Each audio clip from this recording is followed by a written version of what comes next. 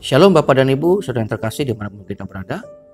Berjumpa dengan saya dalam program Renungan Harian pada hari ini, Senin tanggal 19 April tahun 2021. Sebelum kita mendengar firman Tuhan, mari kita berdoa terlebih dahulu. Kita berdoa. Bapa Surgawi, terima kasih Tuhan untuk penyertaan-Mu dalam kehidupan kami sepanjang malam, di mana kami boleh beristirahat. Dan saat ini Bapak, kami telah bangun dalam keadaan sehat dan siap untuk mulai segala kegiatan dan pekerjaan pada hari ini. Sebelumnya Tuhan, kami boleh mendengar firman Tuhan terlebih dahulu, agar boleh menjadi kekuatan dan penghiburan di dalam kehidupan kami sepanjang hari ini. Bersabda dari Bapa kepada kami semua, kami sedia untuk mendengarnya. Di dalam nama Tuhan kami Yesus Kristus, kami sudah berdoa dan bersyukur kepadamu. Amin. Bapak dan Ibu yang terkasih, firman Tuhan yang kita akan dengarkan pada pagi hari ini terambil dari Injil Lukas pasal yang ke-24, ayat yang ke-45 sampai dengan ayat yang ke-48. Demikian bunyi firman Tuhan tersebut. Lalu ia membuka pikiran mereka sehingga mereka mengerti kitab suci. Katanya kepada mereka, ada tertulis demikian, Mesias harus menderita dan bangkit dari antara orang mati pada hari yang ketiga. Dan lagi, dalam namanya berita tentang pertobatan dan pengampunan dosa harus disampaikan kepada segala bangsa mulai dari Yerusalem. Kamu adalah saksi dari semuanya ini. Demikian juga pembacaan firman Tuhan, yang berbahagia adalah kita semua yang tidak hanya mendengarkan tetapi yang juga memeliharanya di dalam kehidupan kita setiap hari. Bapak dan Ibu saudara yang terkasih di dalam Tuhan, saya memberikan tema kecil dari renungan kita pada pagi ini, yaitu tugas orang percaya setelah kita merayakan Paskah. Seorang ini tugas orang percaya setelah kita merayakan Paskah. Nah, setelah kita merayakan sesuatu yang sifatnya perayaan gerejawi, apakah itu Natal, Paskah, dan seterusnya, biasanya memang orang boleh kehilangan semangat dan gairah. Perayaan, tinggallah perayaan. Kemeriahan yang sudah terjadi, yang sudah begitu banyak dikeluarkan, dan mungkin juga keceriaan yang didapat pada saat itu seolah-olah sirna dan tidak kelihatan sama sekali. Orang hanya merayakan, lalu kemudian itu berlalu dan kemudian balik lagi kepada kehidupan yang semula. Tetapi sebenarnya hal itu tidaklah boleh demikian.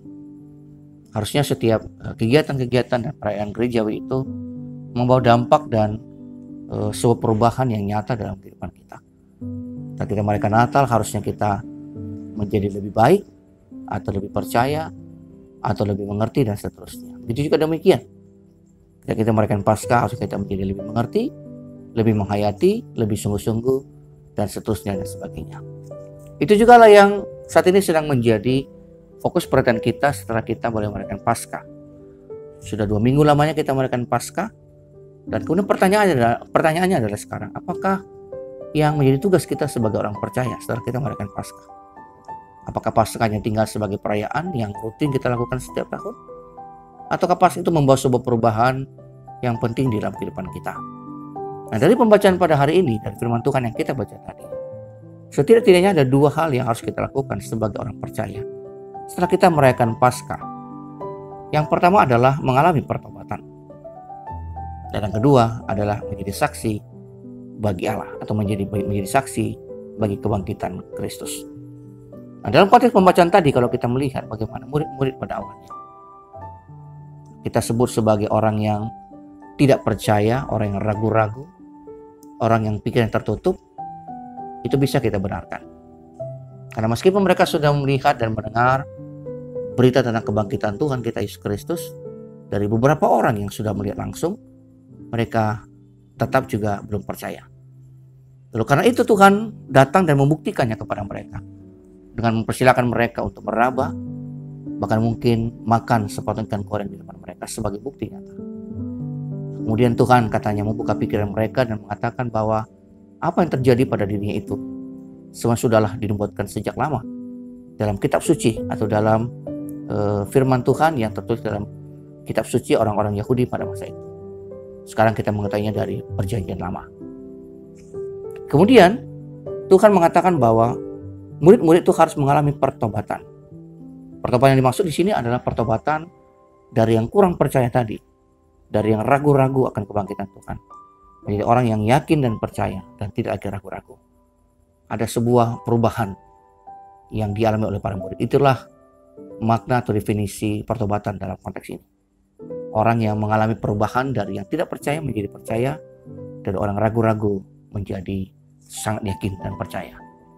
Lalu selanjutnya kemudian setelah mereka mengalami pertobatan itu, lalu tugas selanjutnya adalah menjadi saksi. Saksi yang dimaksud bukanlah hanya sekedar saksi karena sudah melihat, tapi saksi yang harus memberitahukan dan menyebarluaskan hal itu karena sudah melihat dan menyaksikan kebangkitan Tuhan itu. Murid-murid yang telah berjumpa dan melihat langsung Tuhan yang bangkit itu diharapkan boleh mengalami pertobatan, tetapi juga menjadi saksi yang akan meneruskan berita pertobatan ini, akan meneruskan berita tentang kebangkitan itu kepada siapa saja orang-orang yang dijumpai dalam kehidupan kita. Tapi ada 3 hal yang menjadi syarat bagi saksi yang dimaksudkan. Yang pertama, saksi itu harus sungguh-sungguh mengetahui apakah berita yang dibawakannya itu benar atau tidak. Kita terlebih dulu yakin sungguh bahwa apa yang kita sampaikan atau kita beritakan itu ada sesuatu yang benar. Seorang yang ingin menjadi saksi bagi Kristus harus sungguh-sungguh meyakini dan percaya bahwa Tuhan Yesus yang benar-benar sudah bangkit dari kematian. Yang kedua, saksi itu juga harus nampak dari perbuatan atau tingkah laku yang dilakukannya. Saksi itu tidak boleh hanya di mulut mengatakan aku percaya, tetapi dalam tingkah lakunya sama sekali berbeda dengan apa yang dikatakannya. Tentu yang paling ideal adalah saksi itu adalah seorang yang memperlihatkan itu melalui kata-katanya, tapi juga melalui perbuatannya. Terakhir adalah saksi adalah orang yang harus siap untuk menerima konsekuensi sebagai seorang pengikut Kristus.